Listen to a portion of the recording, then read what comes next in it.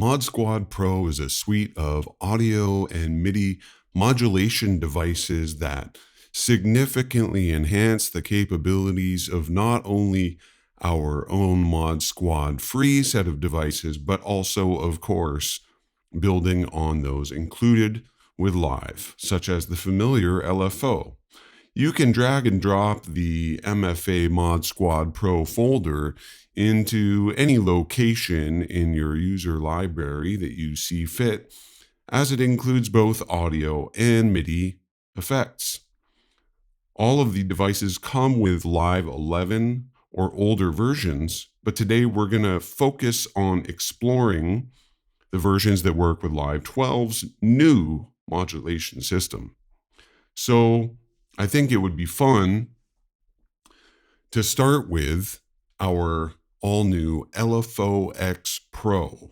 And we have a MIDI and an audio version, but just to really hear what it's doing, I'm just going to put it on this continuous pad sound before we get into some more intricate use with MIDI and other types of input. So in the max audio effect, we see a bunch of new ones here and pro versions of the familiar ones. The MFA LFOx, of course, is the free version, but we're going to look today at the pro versions, and dragging and dropping it after the device, you'll see that it features not only the new modulation mapping system, but in fact, it comes with a variety of new advanced modes. Before we get into those, just quickly a reminder of how our device works. We have rate in hertz, of course, going all the way up to audio rate, 131 hertz being the maximum. We can also do it in our unique metrical system with a base rate, a multiplier, and a divider for basically an infinite array of rhythmic patterns, especially when combined with the optional reset in bars measured here, and we can manually reset at any time by clicking this trigger. Okay, so it will try to go seamlessly to the corresponding hertz, and I switch back here, and we've got a similar pattern. So this would be 4 whole notes, so a 4-bar cycle. And we can divide it into 16th notes or whatever we want. Just a quick look at the different timing options. Finally, of course, we have MIDI note timing, which we can also set to the current key and scale, which is currently C minor, so only notes in C minor will be available at that point, triggering into global mode. And we can have the velocity correspond to the MIDI note rate. Finally, we can play forward or backwards. So let me just go back to a more common interval. Let's do 3/16 notes here. And if I flip it, we'll see it reverses the pattern here. So these are the basic timing settings. And then we've got the sine, saw up, saw down, triangle, pulse, random, and the random, which you'll see also with our new MIDI sample and hold, comes now with a bunch of different algorithms: drunk, fluid, periodic, cyclic, and exhaust. So we can choose a different random algorithm, each one coming with a different parameter control here. For example, luck gives you a number of choices. So now we can randomize within 3 value steps, for example, is the advanced option in luck mode. We can also enable slewing, so all the steps will automatically be ramped between at whatever the current rate is. So as I adjust the rate, the ramp adjusts along with that. And we've also got a bins mode for pure, off, and on. I'll turn the slew off there. And yeah, we also have, as you may be familiar, for example, like a 30-second note stepping, or any stepping. If you want no stepping, just leave it on high quality. And with the bins, we now have a weight control, so we can skew whether it's more likely to be off or more likely to be on. We also have the new stray and glider shapes as offered with Live 12's updated LFO device. But here, finally, we get into our unique LFOx Pro options, okay? So now we've got a unique draw mode. And in these advanced options, we can hide the editor. Now the draw mode, I can simply draw a shape with a mouse, and if I hide it, this is the shape that we're now seeing. As if I slow it down, you can see basically the curve I drew now being played as an LFO. So let's actually map this to something. Let's just go for the frequency on the pads here. Let's take a listen.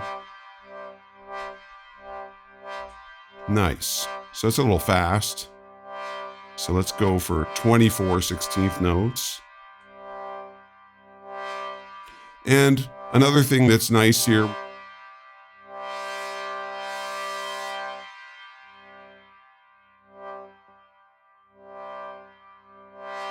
we've got the offset and the phase control here. And we got the probability of the cycle happening with each trigger. So I'll put that back up to 100%. And it comes back in. We also have the arc control,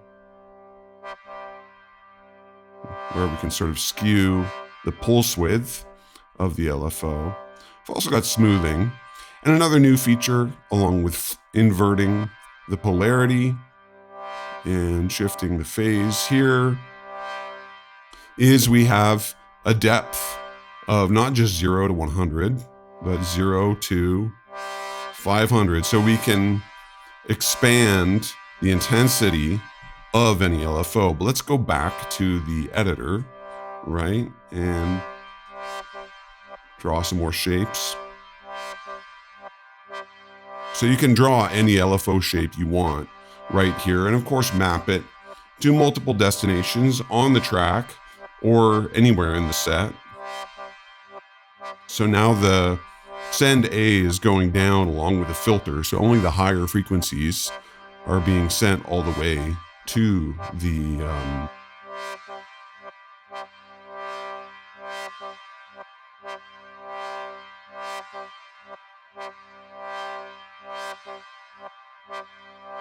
reverb. Okay, so just going back to edit the draw mode, we also have a windowing function we can use to smooth or sort of taper the start and end of any LFO shape drawn.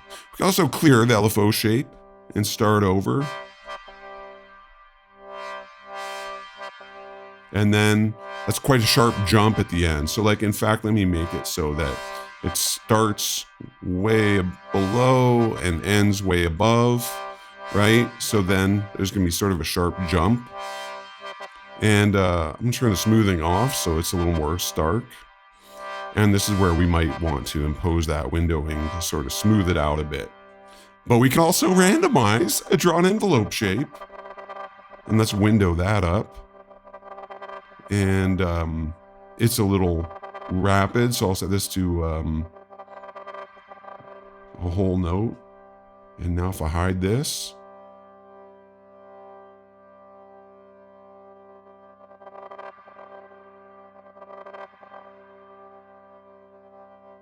but we can work with more interesting randomization functions because we have different randomization modes here. So let's try the drunk mode. So these are going to be values that are a little more adjacent to one another.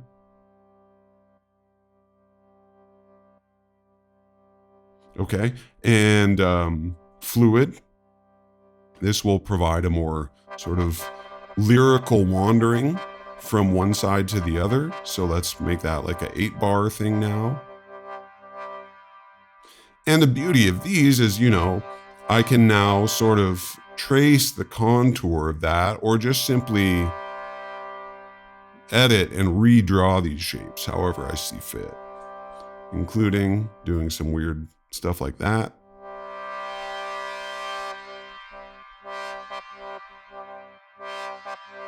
Okay, we're having all kinds of fun with the draw mode. There's also a decide mode if I want to randomize to bins, and then it's just going to be fixed off and on.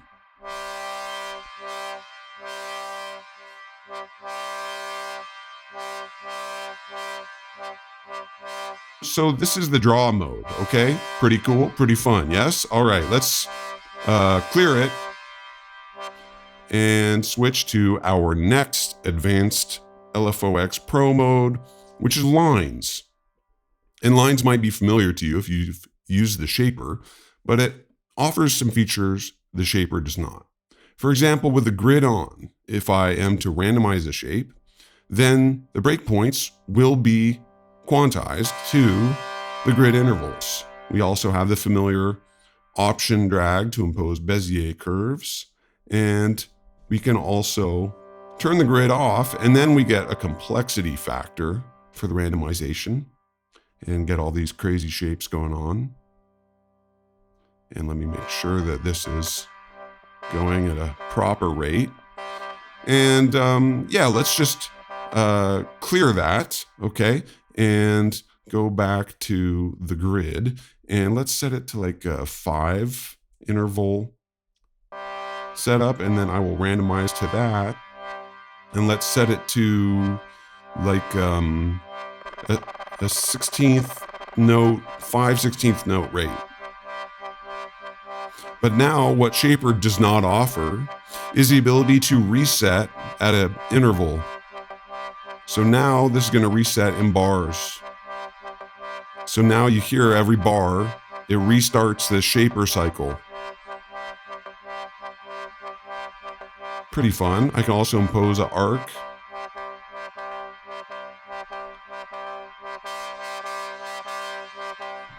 Offset. And skew. Okay, so that's the shaper mode. We can of course edit the breakpoints by dragging them up or down. And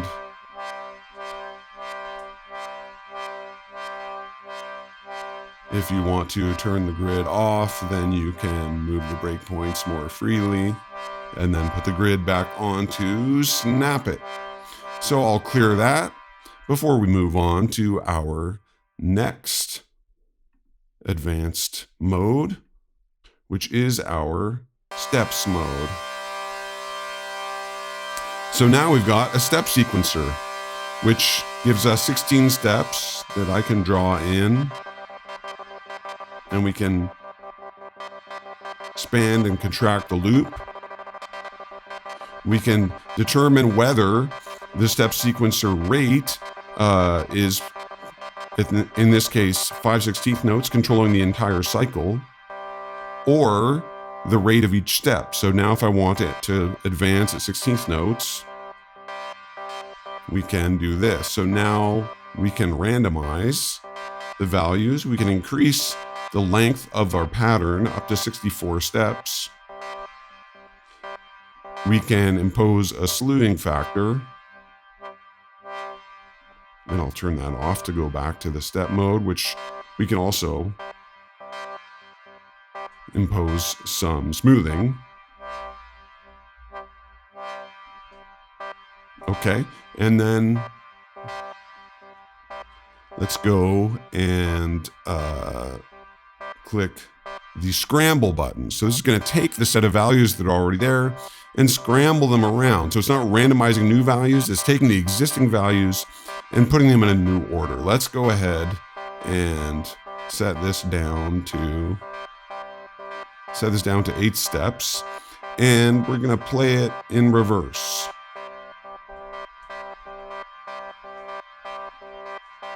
We can also play it forward and backward, or select random values within the cycle.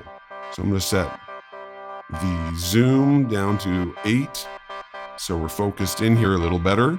And this value here, 100, is the number of values that are available, but I can set it down to 1, and then it becomes like basically a gate. If I set it to 2, then there are 3 values, 0, 1, and 2, that all steps will be quantized to.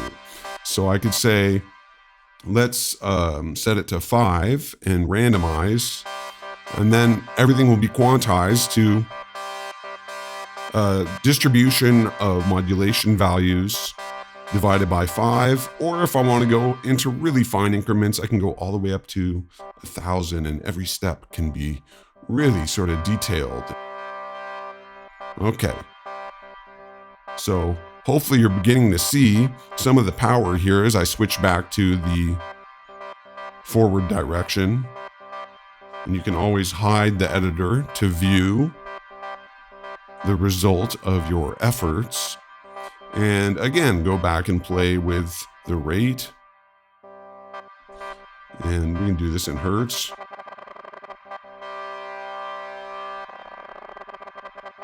So we're step sequencing audio rate modulation. Hey, how about that? And let's turn off the reset in bars. I feel like that might have a negative impact on something we're about to look at next. Smoothing is off. Okay, good. Now the final option here is audio. So now if I go to the edit mode in audio and I go to my browser and I look for a sample, let's try and grab a breakbeat and just drop it where I'm invited to drop a sample.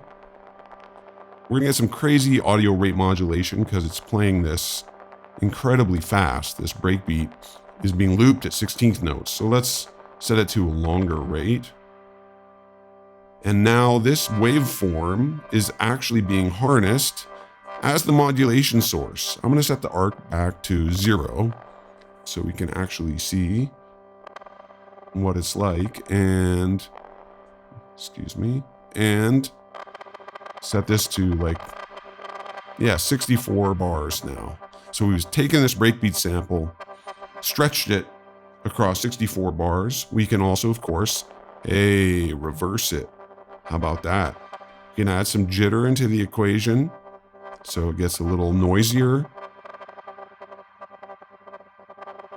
That's possible with all the different shapes, and we can smooth it out as well. We can also exaggerate the depth or minimize it down. So that's the LFOx Pro, and just switch it back to the random mode and try a fluid algorithm, and I'll slew it up. And if I add some smoothing, you'll see it kind of go above, go below, sort of navigate, tracing a path. And if I go 100%, it'll become even more sort of hugging to a midline. And if I go to 0% fluidity, it'll be extremely more random. So it's how random and how fluid you want to be. So the default of 80% works nicely. Now the difference with the audio LFO and the MIDI LFO, of course, is that as I drop it on the bass, we can re-trigger the cycle with each new MIDI note. So I've got this on a bass line.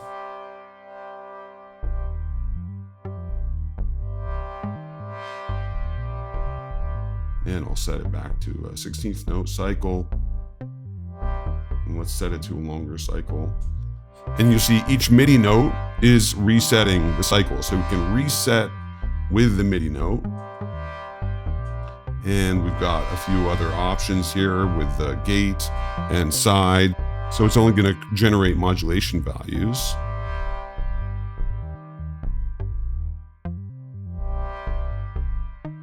Either during MIDI notes or only between them.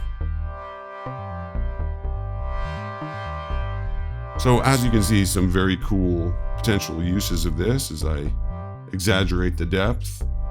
And it's got all the same modes with the draw and the glide and all these things, but it's only happening in between the note. So this sort of gated modulation is really, really cool. And so the MIDI LFOx Pro comes, of course, with the draw, the lines, and the steps, and the audio functions we explored previously. So now that I've got this baseline going, maybe we can harness the MIDI notes in to explore our new MIDI Sample and Hold Pro. So with each new MIDI note, it's going to generate a new random value according to these 7 algorithms. Luck is the default with a range of choices, so I can narrow the available choices. So now it'll be choosing between 6 available modulation values. Down to 3, it's just choosing between those 3 values. So now I'm going to map this to the frequency, and the range is a little too much, so I'm going to reduce that there. But I think I like a little more randomization, so we can increase the luck. We can also trigger this with note off rather than note on values. The arrow representing the note being pressed down or being released up with the note off. You can also exaggerate these as well, up to 200%. It's about making the range more extreme, and we can apply some slewing to smooth with a linear ramp as well as the exponential smoothing factor. Before I explore the other advanced randomization modes, it's worth exploring perhaps the count mechanism. So I'm going to turn off the slew, turn off the smoothing, set this to a maximum of 1,000 different randomization values. Turn the pads down a little bit. And I can say, generate a new random value with every second note that comes in, or every third note that comes in. Now, this times means times every third note. We can invert that, and it will say, take it with the first and second note and not the third. So this is the count exclusion option. So we could say, every 5th note, don't generate a new random value, or switching back to the default multiplier, only generate a new random value every 5th note, and we can adjust the chance as well. So we can say only 78% of every second note that comes in, generate a random value according to these rules. We can also say, don't generate new random values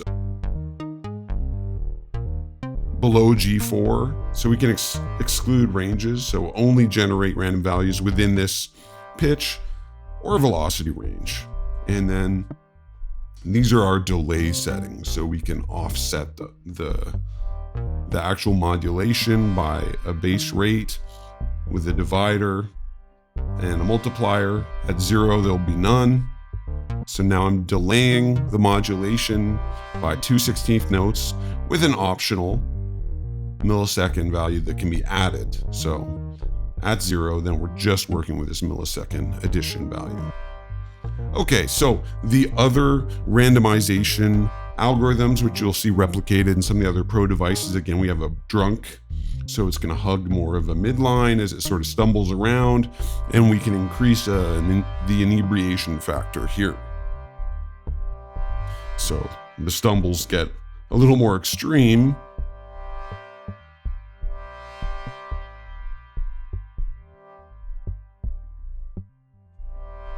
And switch it back to fluid here. So now fluid is kind of between the drunk and the luck. And so it's kind of following more of a pathway, and we can increase the fluidity so it's following even more of a path. If I reduce that, it's going to be bigger random jumps moving around.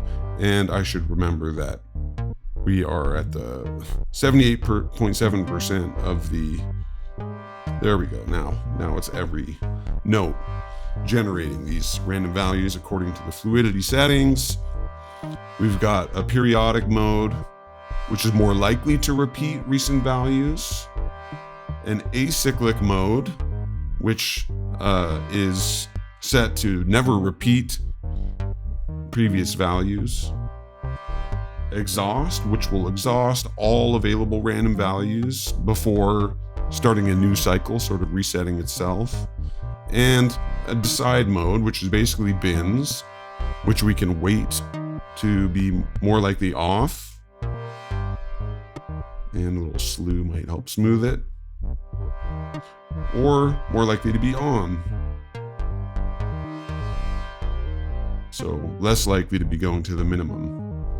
So an incredible amount of control along with your freeze, smoothing, jitter, all this kind of stuff, along with the count factors and probability and delay and depth exaggeration, offset to one side of the modulation values or the other, and map it, of course, to multiple parameters anywhere in your set. So one of my favorite uses of this would be on something like a hi-hat. So I've got the decay controlled by this MIDI sample and hold, just in a luck mode. The settings are fairly default. I've applied a few milliseconds of smoothing, and I've told it every fourth note to not randomize, to leave it at the current value. This is going to make it maybe a little more naturalistic. Let's reduce the probability of random values to 93%, so it's more likely to stay at the current decay value by just about 6 or 7%, very subtle change. So now you can see some of the utility of this. We could explore the other randomization modes, but I think it's time to move on to explore an all new device, which is the cycler. So I'm going to drop a cycler on the 808 snare. So the cycler is going to cycle through a full range of modulation values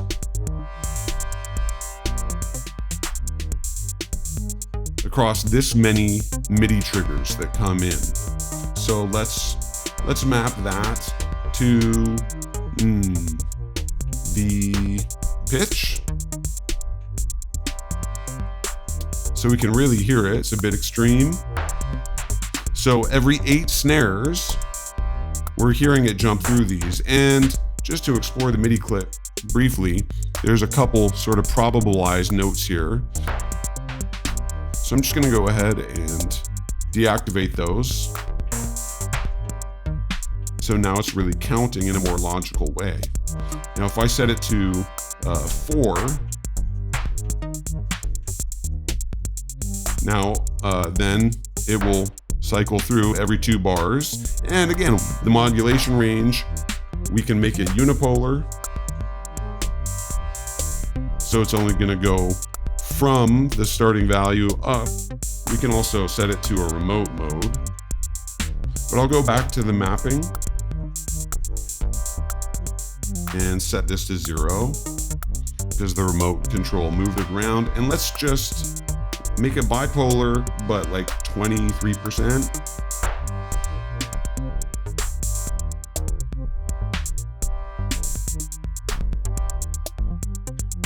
Okay, so we can apply this to many different things. We've also got the same exclusions. We've also got the slew amount. And we've got variance control. So every time it resets, it might randomize.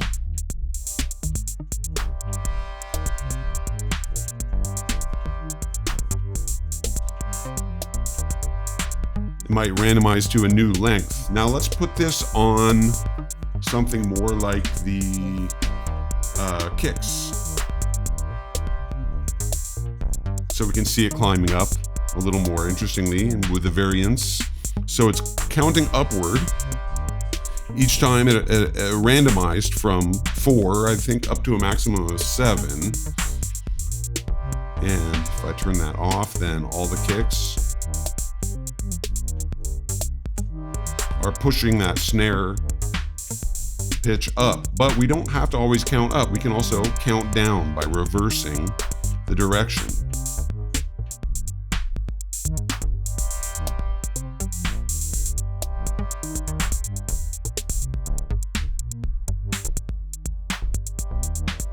We can also say count down over every 8 kicks, and it might randomize up to 16 if I increase this. And where it gets quite interesting is with the forward backward. So now it's cycling up and down. So it's a highly controllable variance, and you might notice that we can trigger this with note on or note off. We can reduce the probability of the new values triggering the new increments. And of course, we have our count control. So every 6 kicks, count up, or the inverse. Finally, we have one last mode, because right now the randomization, when it occurs, will be equal on either side of the peak when it turns around. But we can do an asymmetric randomization here, so that it will randomize more often. So each slope up and down will not necessarily be equal. So this is all being triggered by the kick drum, moving that snare pitch up and down, and we can apply smoothing as well. All kinds of fun stuff. So that is the MIDI Cycler. Let's go to the audio X-Control, which has some new features here. So this requires adjusting this control here, and we can map it to anything in our set. Let's go to the feedback on this chorus of the bass.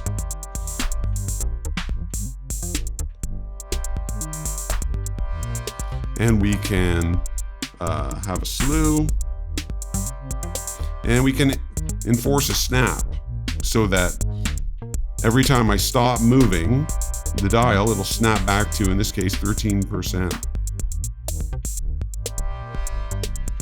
But it's got too much slew to really see it, so I'll turn the slew to 0. So see it jump back to 13.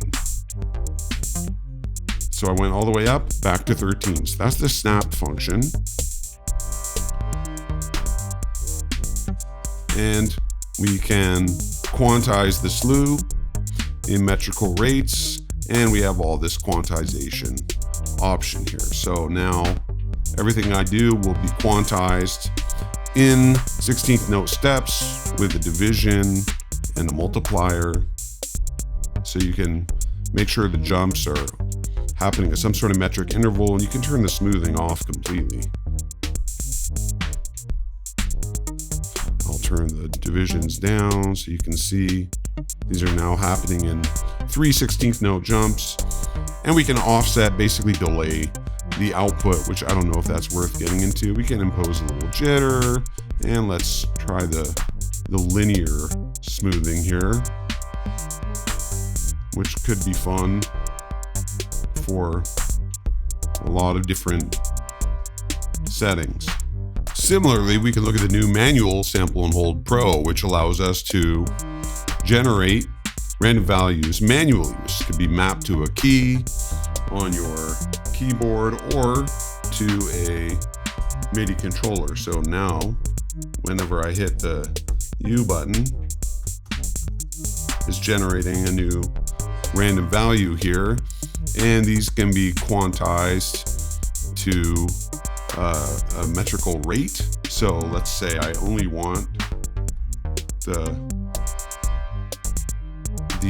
randomizations to occur on 16th notes. That's quite handy. Let's do every quarter note. So if I turn that off, then it's going all crazy all over the place. But if I set it to quarter note, as often as I smash it, it's going to wait for the next quarter note interval to randomize according to, yes, you guessed it, all the new advanced randomization algorithms, decide, exhaust, fluid, periodic, drunk, all the good stuff that you've come to know and love here. So let's just map that real quick to the send of our 808. And let's make it monopolar.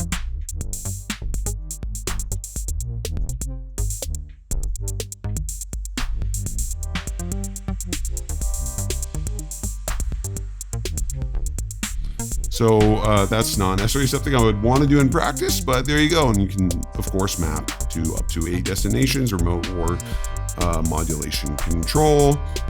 But yeah, essentially the new features are the advanced randomization modes, the quantization option, and the quantized slew control. So yeah, we can also, when I randomize every quarter note, impose linear ramping between those slew values. I'll go back to the luck mode. Between 1,000 different values, or between, let's go to 3 values. So with 2 values is basically bins, but without the control of whether it will be up or down. Yeah, 4 values, that's fine. So it's quantizing every 4 notes. It's ramping between them with this slew time, but I could say, hey, let's make slew 1 quarter note also. And now, as it jumps between those 4 values, it's slewing as you expect with the quantized slew amount. So that's the manual sample and hold. Some fun new features in there, in my opinion. So now it's time to explore one of my favorite new devices, which is the Mod Looper. And to really hear it, let's just go ahead and put a auto filter on the master channel. And so I'm going to map the Mod Looper to the frequency amount. And let's make sure it doesn't go quite that high. So it's a high pass filter by default, my default instance of the auto filter. And so now this is the control here. And so by default, it's going to record a 2-bar sequence. And I personally like to have the auto punch out engaged. And we can record manually, and it'll wait for the next 2-bar segment. And with the auto punch out engaged, it automatically stops recording at the end of the 2-bar cycle. So now we got that 2-bar loop. Now we can quantize these to 16th note steps or quarter note, or let's do 30-second notes. Now we can clear it, and I'll enable the auto record mode, and that's going to automatically start recording as soon as I start moving it around. And as soon as I stop moving for a certain period of time, it stops recording. So very handy. We can also scrub, so records over sections, basically erase sections here, or just clear the entire recorded loop. So let's explore some more fun options here. It's a very powerful and incredibly fun modulation device. So I'm gonna go back to the auto punch out. Let's do a 4-bar loop here. And as I punch in, it goes yellow to say it's gonna wait till the end of the next cycle. Now we got our 4-bar loop as I move this around with the mouse, but of course it can be mapped to a MIDI controller. And with the auto punch out enabled at the end of the 4-bar loop, it automatically begins to loop the output again. We can also exaggerate the depth of our modulation or reduce it. I'll go back to a high quality mode here so we can see what we really recorded without any arbitrary quantization. And yeah, so this is the output delay. So we could delay the output of the cycle by 1 quarter note plus 29 milliseconds for some reason if we want, but I'll just leave that off. Okay, so now we can also do some fun manipulation here. We can reverse the direction of the loop, as we can see with the playhead indicator up top. And we can also invert the values of the loop. So very flexible and fun. We can also offset the loop in 16th note divisions within the cycle here. We can accelerate the rate of the recorded loop up to 1000% or down quite slow. If I put that at 100%, we can also multiply the rate, so it'll be twice as long now, or 3 times as long, and divide that multiplied rate by this amount here. So now it's 4 bars times 3 divided by 11. I'm going to set that down to divided by 4. So it was once a 4-bar loop is now a 1-bar loop. Everything I recorded now accelerated in such a way, and I can manually reset with this button here. But let's just go back to this 4-bar loop, which we can offset to higher or lower values within the modulation frame, smooth it even more, add jitter to it if we like. But we can also do a sort of DJ loop. So we're halving it. So it's only going to play the first half, the first 2 bars, the first bar divided by 4, or the first half bar. So we can divide whatever the length is by 8 for DJ style control, but we can also pause at any point with the freeze button. And here's the absolute winner here for me is the auto shuffle. So we can divide whatever the loop length is by this number when I engage the loop, and it will remix the loop in those divisions.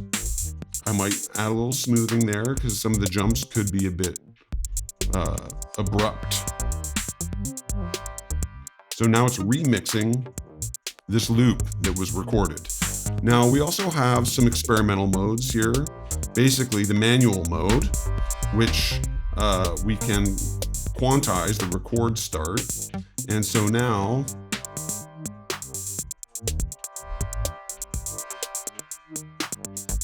it's adaptive to however long you record for. So it can be a little misleading and a little tricky to get the hang of, but this is how it works. Now we can go back to a length mode here. Let's do a 1-bar loop. I'll set it to auto record, and now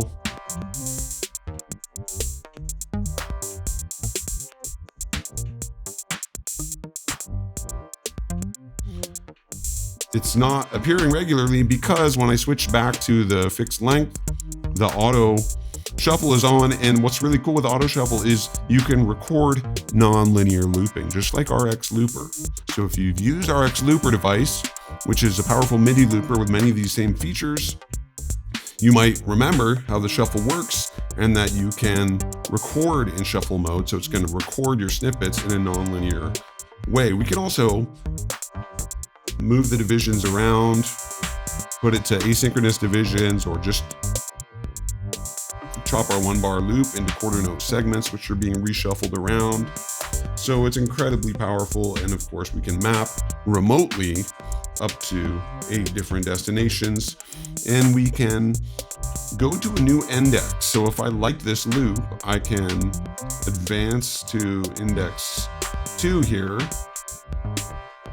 And now at the start of the next bar, it's cleared. Let's go here to the auto punch out, start recording.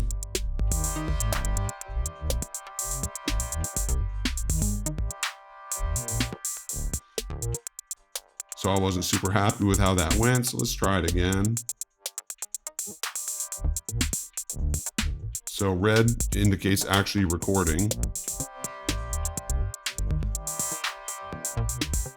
So if I remix this into 4 divisions, you can see the playhead jumping around according to where we're playing, and then I can go back to that first one that we recorded earlier, and we can clear the loop here as well, clear the entire index of up to 512 loops, and also save the index as a text file or load it back in, which is lamentably the only way that these can be saved for future use.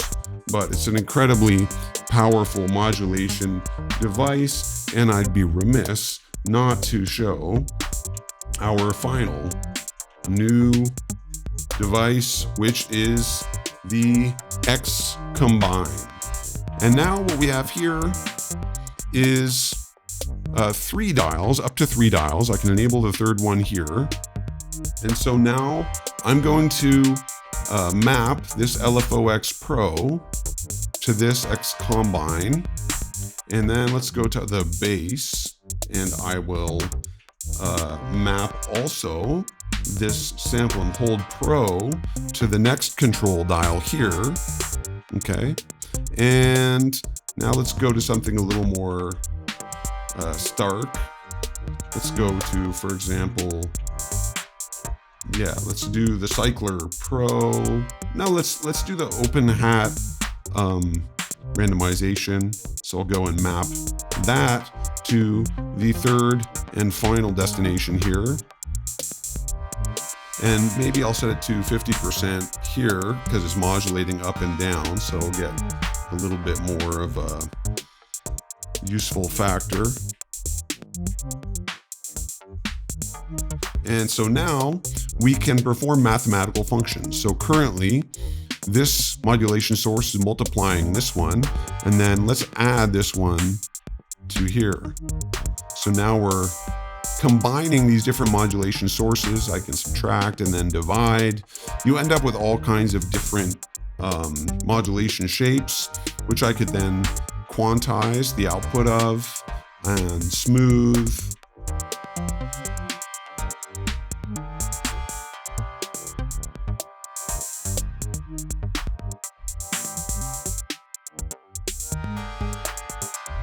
And delay.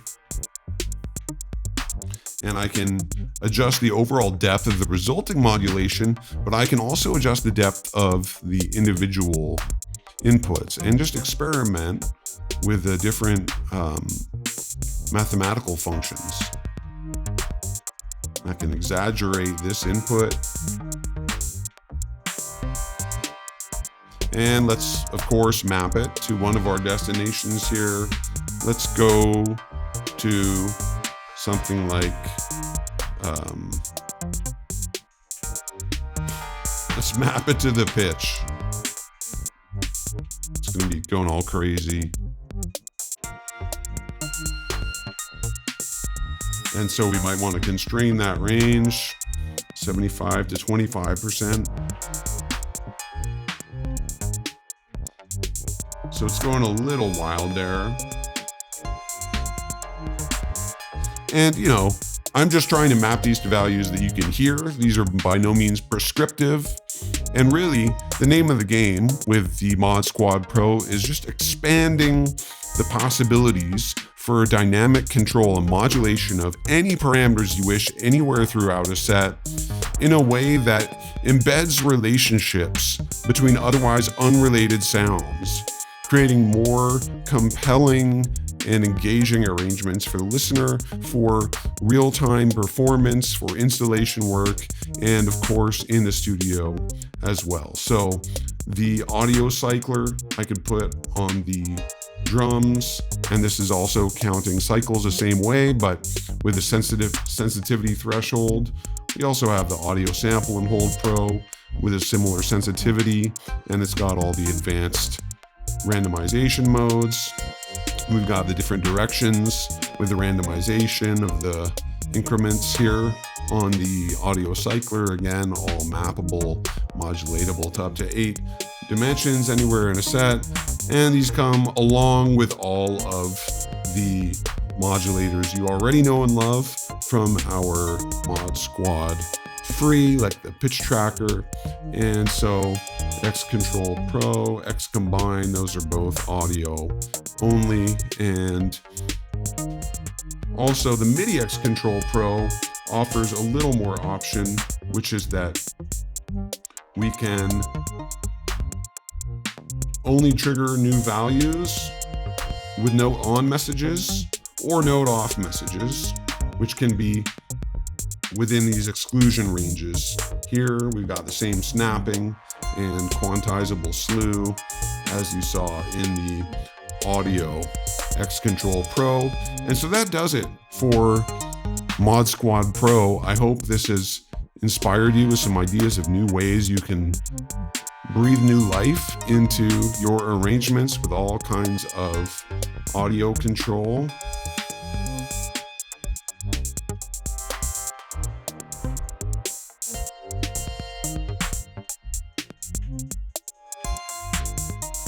And I'm just gonna map this to a chain volume.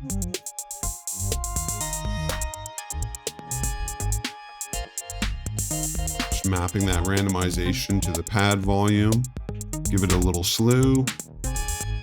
So this is taking the audio signal, exceeding the sensitivity value. It's a little too much slew. And so now we're doing all kinds of crazy stuff with the panning and the volume of those chords, with of course the pitch going all wild from the X-Combine.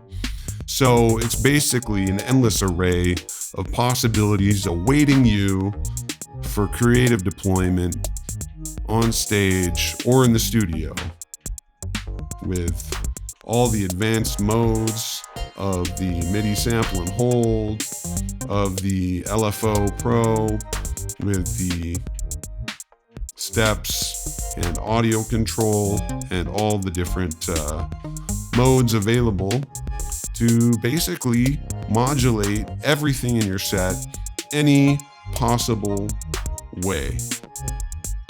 Mod Squad Pro is available now for Live 11 or Live 12.